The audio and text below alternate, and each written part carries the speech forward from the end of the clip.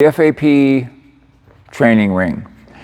There's lots of games and exercises to be played with bouncing a ball, tossing, catching the ball, all kinds of possibilities. Bouncy rubber balls are so much fun for everybody. This is taking some of those hand skills to another level of development and what we can do with the ring. When the athletes are warming up, I'll have them hold the ring like a steering wheel. Okay? Of course, I'll make some fun noises for them.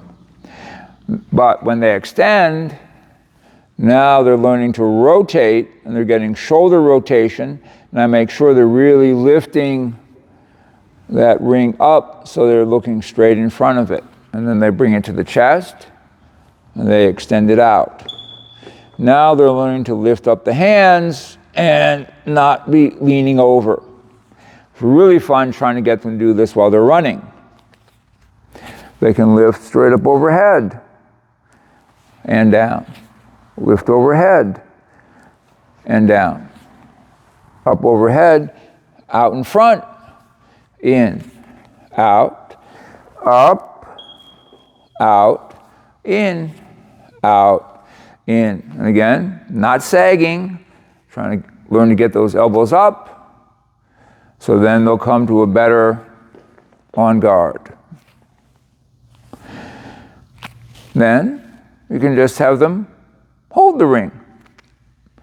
After all, they're soon going to be holding weapons, but I don't want to trust a weapon to somebody who can't hold it quietly by their side. The kids particularly will fidget with the ring, with the ball. They'll fidget with their weapon. So they're learning to hold the ring by their side. They'll be, of course, playing with it, tossing it. Now they're paying attention to you and not the ring. If the kids are playing with it and they drop it, now they've distracted themselves and they've distracted somebody else. So again, when you're talking and demonstrating, you want the ring held by the side. And explain to them. Being able to do that is the privilege of being able to hold a weapon. Go back to the basics again. But now, holding a ring in their hand, you can make it fun.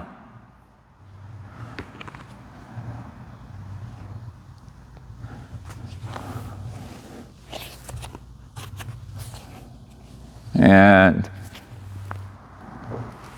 doing some of the same things. I like these rings. There's a little bit of a lip.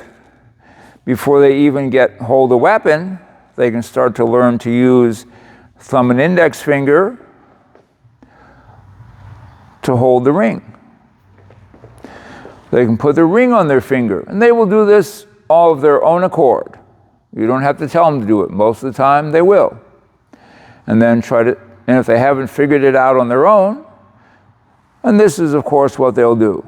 They'll try to use their whole shoulder, try to have them turn the elbow in, trying to keep that ring forwards. And of course it will fall off. I drop mine intentionally so the student doesn't feel so bad when they drop theirs.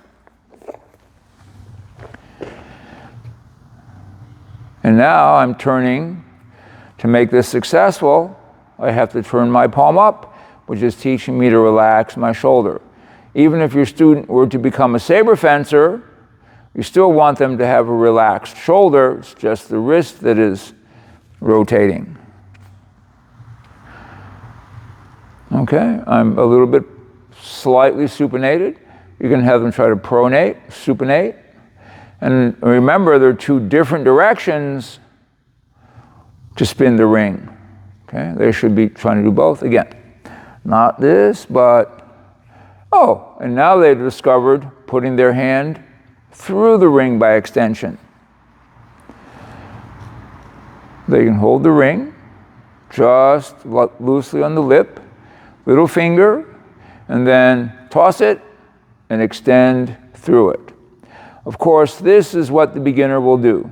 They will turn the hand, they will make a punch out of it.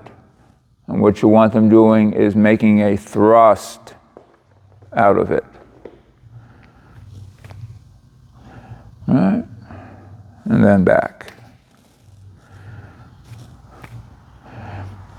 And I'm using a nice flip of my wrist. I'm learning to rotate my palm up and rotate my elbow in.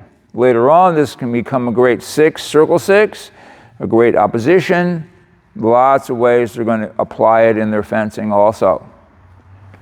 Most importantly, they're learning to rotate that shoulder and arm and have it be relaxed.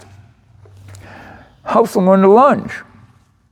Classically, when we lunge, it should be lift the toe, kick, and push.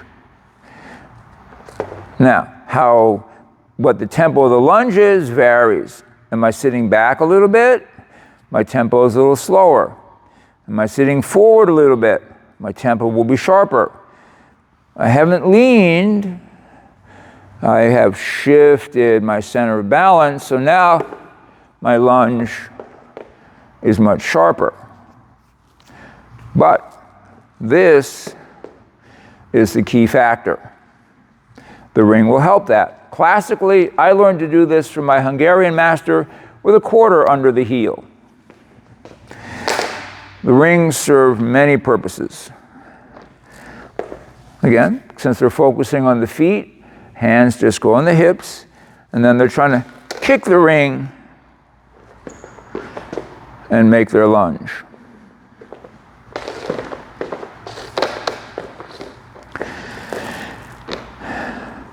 And feet can be, nice, easy, on guard distance. And I first just try to kick it. I don't have to worry about lunging. I just learned to do that.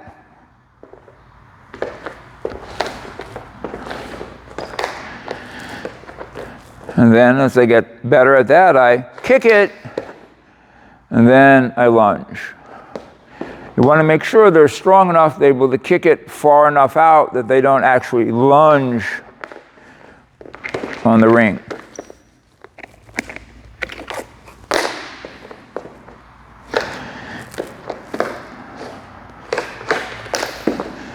Yeah.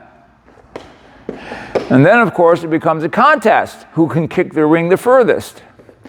If anybody's winding up for their power for the ring kick, ring's not going to go anywhere.